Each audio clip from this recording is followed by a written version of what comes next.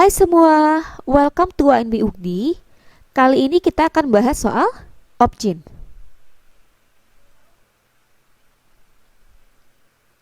Seorang wanita usia 25 tahun datang ke rumah sakit dengan keluhan nyeri perut hebat saat menstruasi.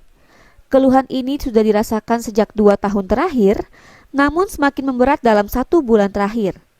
Pemeriksa tanda vital dalam batas normal, dan pada pemeriksaan USG transvaginal ditemukan bentukan kistik dengan interval eko di dalamnya.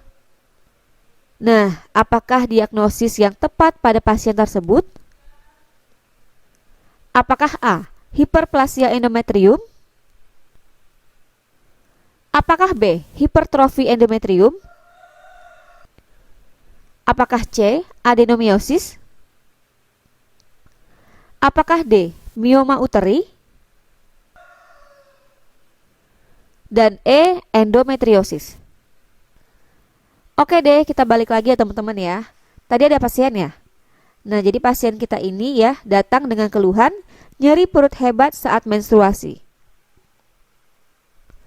Nah, keluhan ini sudah dirasakan sejak 2 tahun terakhir, namun semakin memberat dalam waktu 1 bulan terakhir. Pada pemeriksaan tanda vital masih dalam batas normal. Dan pada pemeriksaan USG transvaginal ditemukan bentukan kistik dengan interval eko di dalamnya. Nah, kira-kira apa sih diagnosisnya? Nah, baiklah teman-teman, di sini saya akan mengajarkan bagaimana caranya membuat suatu kerangka berpikir.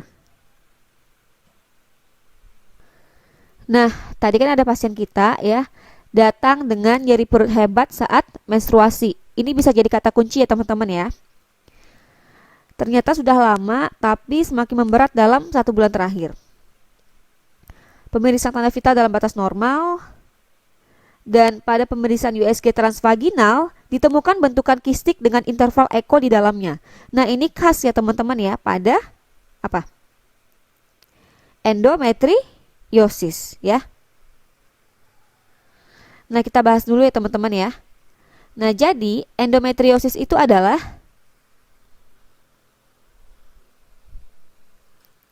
suatu kondisi di mana terdapat jaringan endometrium yang masih berfungsi tapi terdapat di luar kavum uteri. Jadi letaknya itu di luar rahim ya teman-teman ya. Etiologinya masih idiopatik ya teman-teman ya. Tapi ya diduga bahwa salah satunya adalah adanya gangguan sistem kekebalan tubuh dan juga ya adanya aliran darah menstruasi yang berbalik arah. Nah, kita masuk ke gejala klinisnya ya teman-teman. Nah, gejala klinis dari endometriosis ini adalah yang pertama itu adalah dysmenorrhea teman-teman, atau nyeri ketika menstruasi ya. Kemudian adanya nyeri panggul ya teman-teman ya. Lalu adanya nyeri ketika buang air kecil dan buang air besar ya. Kemudian adanya nyeri ketika berhubungan seksual atau dispareunie. Dan ya, adanya subfertilitas atau kesulitan dalam memperoleh keturunan ya. Jadi pasien-pasien dengan endometriosis ini teman-teman ya, ini beresiko untuk mengalami kemandulan ya. Nah, diagnosis dari endometriosis ini teman-teman ya. Nah, biasanya ya dokter akan menggunakan USG untuk melihat apakah terdapat kista endometriosis di luar dari kavum uteri ya. Biasanya sekitar lebih dari 1 cm. Dan ya, kalau menggunakan USG transvaginal itu nantinya akan ditemukan adanya kista dengan interval eko di dalamnya ya. Nah, ini khas ya teman-teman ya untuk kista endometriosis. Nah, penata laksanaannya. Nah, jadi untuk penata laksanaan dari endometriosis ini teman-teman ya. Yang pertama itu adalah Nah, kita tahu ya teman-teman ya bahwa keluhan utamanya adalah nyeri ya teman-teman ya. Bisa itu dismenore, nyeri panggul, nyeri buang air kecil dan buang air besar dan lain sebagainya. Makanya kita kasih analgetik ya. Biasanya kita kasih NSAID. Kemudian ya, berikutnya adalah terapi hormon ya. Dan bisa dengan jalan operasi ya, seperti laparoskopi, laparotomi maupun histerektomi ya, bila penata laksana lain tidak berhasil ya.